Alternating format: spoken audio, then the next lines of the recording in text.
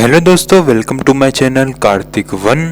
और जैसा कि मैंने आपसे कल के वीडियो में वादा किया था कि मैं आपके लिए बहुत ही मज़ेदार और रहस्यमय वीडियो लेकर आऊँगा, तो मैं अपने वादे के मुताबिक आप सबके सामने एक बहुत ही रहस्यमय वीडियो लेकर आया हूँ।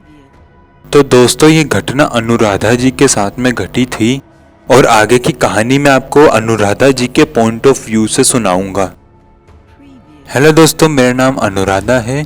मैं महाराष्ट्र की रहने वाली हूँ और मेरे साथ ये घटना लॉकडाउन के दौरान घटी थी।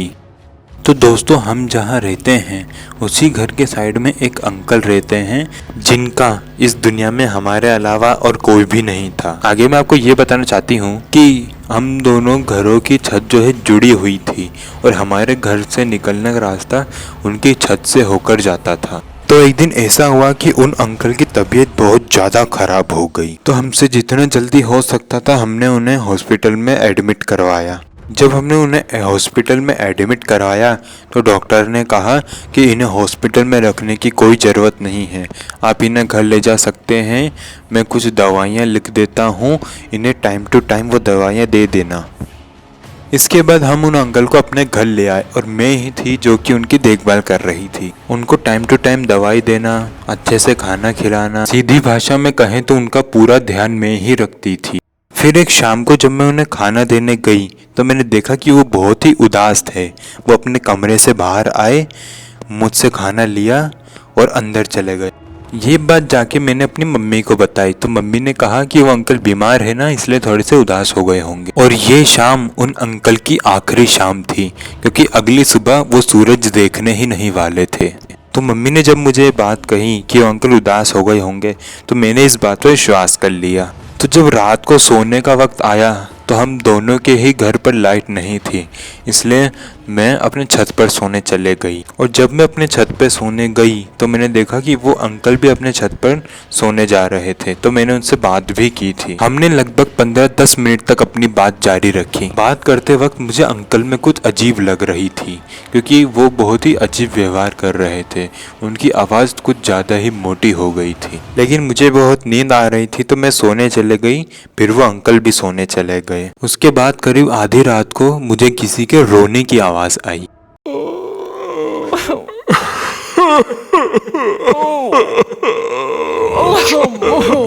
ये रोने की आवाज़ सुनने के बाद मैंने अपनी थोड़ी सी आंखें खोली क्योंकि मैं बहुत ही ज़्यादा नींद में थी, इसलिए मुझे ढंग से कुछ दिख नहीं रहा था। लेकिन मुझे इतना ज़रूर याद है कि मैंने उन अंकल को एकदम मेरे सामने खड़े हुए देखा था।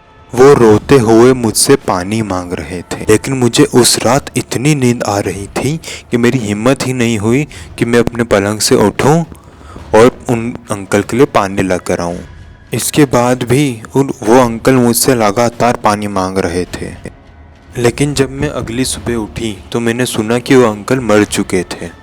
और जब मैंने लोगों से पूछा कि इनकी मौत किस वजह से हुई तो लोगों ने बताया कि इनको रात में पानी चाहिए था और इन्हें पानी नहीं मिला, इस वजह से इनकी मौत हो गई थी। ये सुनने के बाद मुझे इतना बुरा लगा कि आखिरकार अगर मैं उन्हें पानी दे देती तो उनकी जान बच जाती। उसके बाद उन्हें अंतिम संस्कार के लिए ले जाया गया और मैं पूरे 2 दिन तक रोती रही कि मेरी वजह से किसी इंसान की जान चले गई है। लेकिन जैसे ही इस घटना को 1 महीना बीता तो हम सब नॉर्मल हो गए। लेकिन एक शाम जब मैं अपने छत पर बैठी हुई थी, अपना कुछ काम कर रही थी, तो मुझे उन्हीं अंकल के घर के अंदर से किसी के चीखने की आवाज़ आई। वो आवाज़ इतनी तेज थी कि मैं आपको बता नहीं सकती। लेकिन फिर मैं हैरानी में पड़ गई कि ये घर तो 1 महीने से बंद है, तो इसके अंदर से चीखने की आवाज़ कैसे आ सकती है। लेकिन मैंने हिम्मत की, छत से होते हुए उस घर के अंदर चले गई। अंदर जाने के बाद मैंने रियलाइज़ किया कि नीचे का जो मेन दरवाज़ा होता है जिससे इंसान अंदर या बाहर जा सकता है, वो खुला हुआ था। मैं चेक कर ही रही थी कि वो आवाज़ आई कहाँ से, तो एक बार फिर से मुझे पीछे से किसी की बहुत ज़ोर से चीखने की आवाज़ आई। लेकिन मैंने पीछे पलट के देखा तो वहाँ कुछ भी नहीं था। अब मुझे डर लगने लगा था तो मैं उस घर से बाहर आने लगी। जाते वक्त मुझे किसी के गेट खोलने की आवाज़ आई।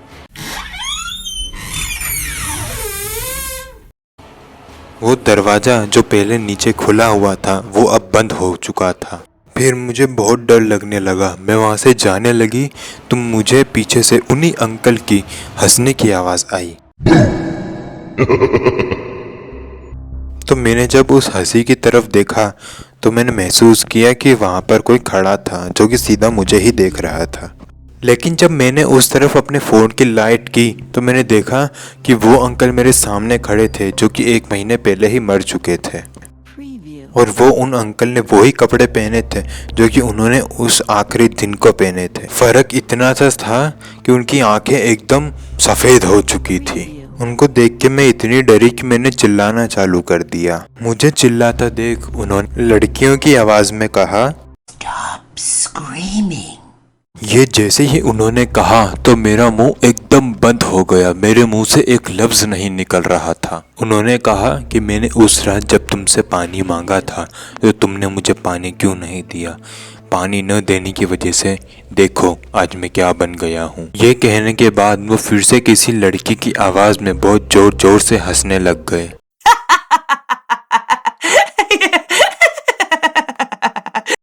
जैसे ही मैंने उनकी ये हंसी सुनी तो मैं इतना डर गई कि मैं भागते हुए अपने घर पे वापस आ गई।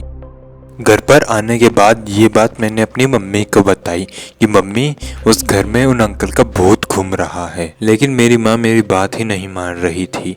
मैंने उन्हें बहुत बार मनाने की कोशिश की लेकिन वो मेरी बात ही नहीं मान रही थी। इस घटना के बाद मैं उस घर में वापस कभी भी नहीं गई। लेकिन आज भी कई बार मुझे उस घर में से वो डरावनी आवाज़ आती है जो कि सिर्फ मुझे सुनाई देती है। तो दोस्तों यही होती है वीडियो ख़त्म, और मैंने जैसे आपसे वादा किया था कि मैं आपके लिए एक बहुत ही रहस्यमय वीडियो लेकर आऊँगा, तो फिर मैंने अपना वादा पूरा कर दिया है। वीडियो अच्छा लगा हो तो वीडियो को लाइक कीजिएगा, शेयर कीजिएगा, नीचे कमेंट करके बताइएगा वीडियो कैसा लगा। ऐसे ही हॉरर स्टोरी सुनने के लिए आप मेरे चैनल को सब्सक्राइब कीजिएगा। मैं हर दिन वीडियो अपलोड करता हूँ।